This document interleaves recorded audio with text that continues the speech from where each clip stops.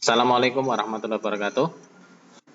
Kembali lagi dengan saya Fajar Bahrul Najhi.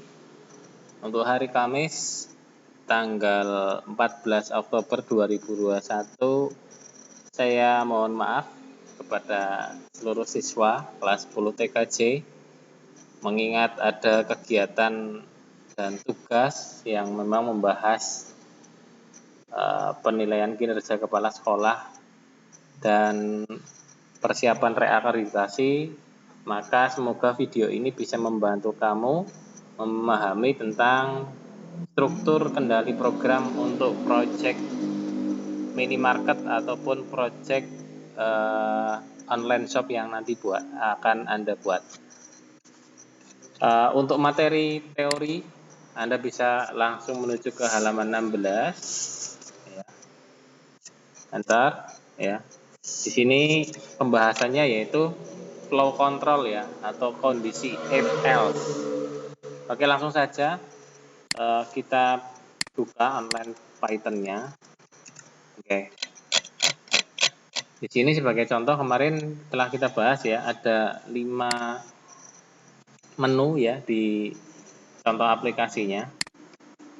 Nah, di sini menu 1 sampai dengan 5. Nah, setiap menu akan menampilkan fitur yang berbeda ya. Jadi untuk poin 1 berarti minuman yang akan tampil, 2 makanan, 3 pulsa, 4 listrik ya. Anda pun bisa menambahkan ya.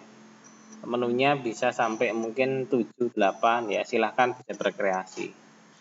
Nah, ketika kita memilih satu, otomatis menu makanan tidak akan muncul ya. Yang muncul hanya menu minuman. Nah, begitupun juga kalau kita memilih menu nomor 4, listrik, maka menu yang lain, pulsa, makanan, minuman pun tidak akan tampil.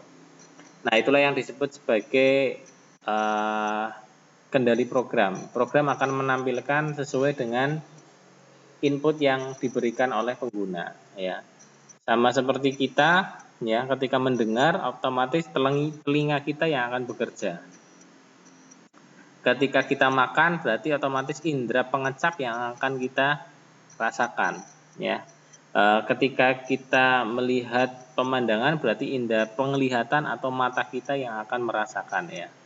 Nah, indera-indera itu akan bekerja sesuai dengan kondisi alamiah yang ada di situasi yang kita temui gitu ya. Jadi itu contohnya. Sama seperti program ya. Dia membutuhkan semacam seleksi atau kondisi untuk memenuhi kriteria yang kita tetapkan.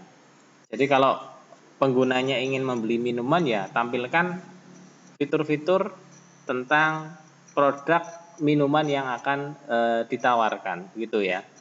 Nah, di e-modul yang sudah saya berikan itu ada di halaman 16 ya. Di sini ada teorinya di poin 5.7 ya. Di sini contoh ya. Contohnya apabila nilainya lebih dari 7, keterangannya selamat Anda lulus ya. Kalau lebih dari 7, selamat Anda lulus juga ya di sini ya. Nah, kalau lebih dari 7, misalkan keterangannya selamat Anda lulus ya. Jadi kalau kurang dari 7 tidak akan tampil apa-apa ya. Ini sebagai contoh. Ini kita bisa demokan ya. Oke.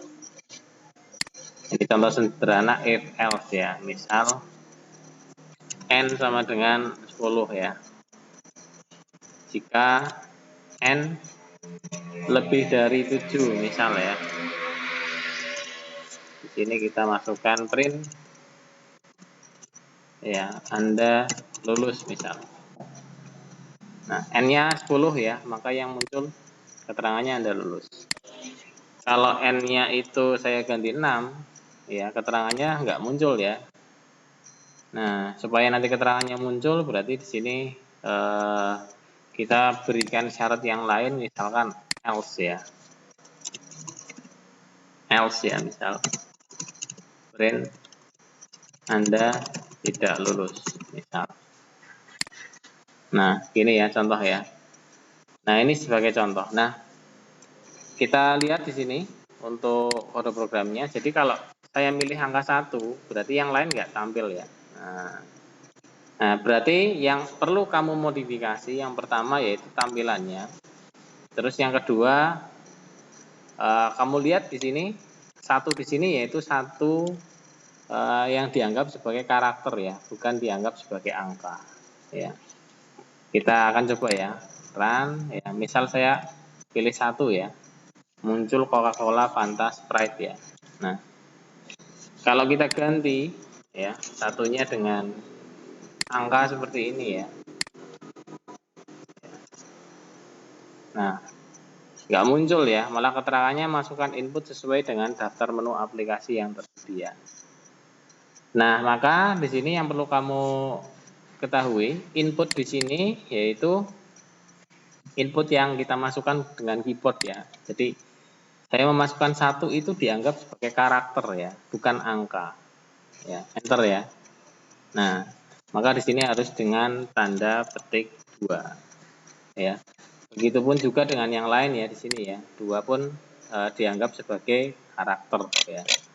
Nah, jadi untuk if else kesimpulan kita di pertemuan kali ini ya, yaitu fungsinya yaitu untuk menseleksi ya atau mengendalikan program sesuai dengan kriteria ya. Jadi program itu seakan-akan bisa berpikir gitu ya. Kalau saya memasukkan angka 3 berarti nanti yang muncul itu pulsa gitu ya.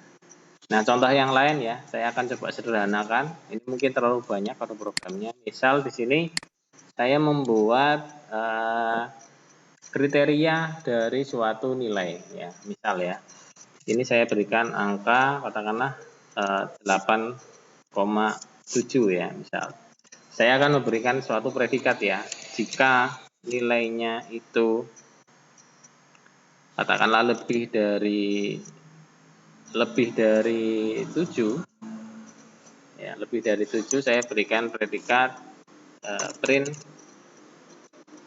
katakanlah baik ya. Nah, jika nilainya lebih dari 8 saya masukkan print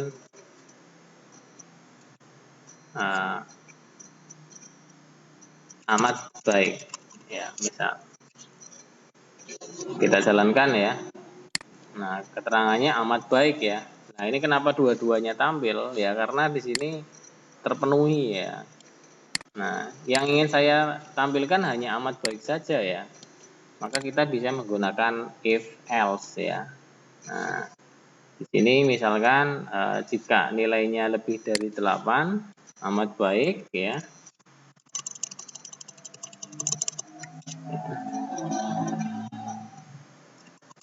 Nah, jika nilainya lebih dari 7 misalkan nilainya baik ya, terus else nilai buruk ya, misal. Oke, 8,7 ya, ini lebih dari 8 ya, maka yang muncul amat baik ya. Nah, ketika ini kita ganti ya menjadi 7,8 ya, maka dia masuk ke blok yang satu ya, yang muncul hanya baik saja ya. Oke, kita jalankan.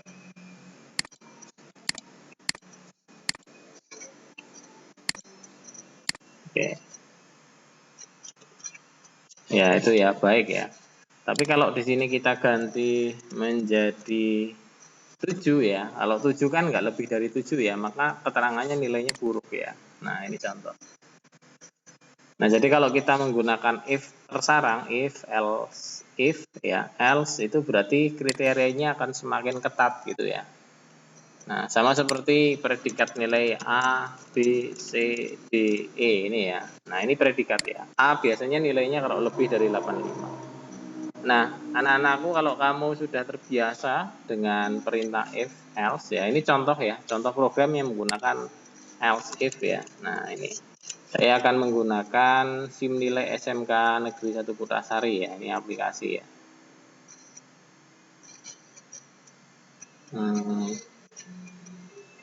Oke, ini lama ya.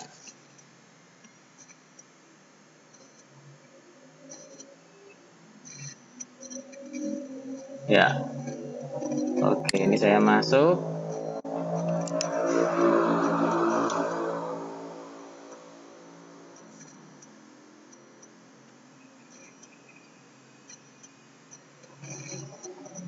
Ya,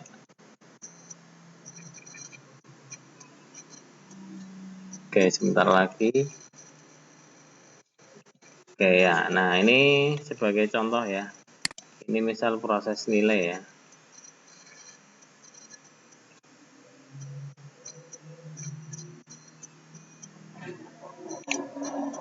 Oke. Nah, saya ambil contoh misal untuk kelas 12 ya. Ini contoh saja. Nah, di sini akan tampil ya predikat nilainya ya dari A sampai dengan nilai D ya. A sampai dengan D. Nah, ini contoh ya. C, C, terus kalau kurang dari 60 itu yang muncul D ini ya. Kalau lebih dari kurang dari 75 nilainya B min gitu ya. Ya, kalau ya ini ya contohnya ya. Nah, predikat-predikat ini muncul dari kendali program ya. Jadi kalau semakin ada kriteria pada suatu program maka akan muncul seperti ini ya. Nah, if, else, if. Nah, ini fungsinya untuk memberikan kendali atau bagaimana program itu menjalankan sesuai dengan kriteria yang ditetapkan. Oke, jadi untuk kamu semuanya, untuk hari Kamis silakan diselesaikan ya tugasnya, latihannya, praktek ya silakan kamu rubah ya aplikasi minimarket dengan online shop ataupun dengan aplikasi lain ya. Silakan nanti kamu modifikasi sesuai dengan keinginan kamu ya. Dan untuk pertemuan kali ini saya mohon maaf belum bisa mendampingi secara sinkron ya. Hasil pembelajarannya silakan nanti untuk minggu depan kita akan bahas bersama ya. Mulai minggu depan saya akan membuat tugas ya dan untuk dikumpulkan. Jadi nanti minggu depan salah satu siswa untuk mempresentasikan apabila saya tidak berhalangan. Kemudian nanti siswa yang lain silakan untuk menanggapi sekaligus setelah pembelajaran selesai nanti hasil dari diskusi tersebut disempurnakan untuk dikirim tugas secara individual. Demikian paparan penjelasan proyek tentang aplikasi minimarket dengan Python. Akhirul kalam, Assalamualaikum warahmatullahi wabarakatuh.